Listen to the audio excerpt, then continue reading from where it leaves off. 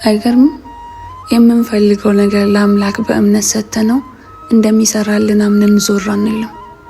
ያለማቋረጥ መጠየቅን እንጂ በተቀበልነው መደሰትና ማመስገን ረስተናል። አያችሁ፣ የጥያቄ ብዛት ስጦታን ጋርዶብን እንጂ ያለንና ምስጋኝ ሳንሆን የሌለን ናፋቂ ሆነን እንጂ የፍላጎትን ባህሪ የበረከትን ውቅያኖስ አስንቆ እንጂ ከምኞት ግልቢያ ለአፍታ ቆም ብለን ብናስብ ከምንፈልገው ይልቅ የተሰጠን እንደሚበልጥ ማስተዋል ከባድ አይሆንብንም ነበር። እናስተውል። ፈጣሪን በየትንፋሾቻችን እናመስግነው።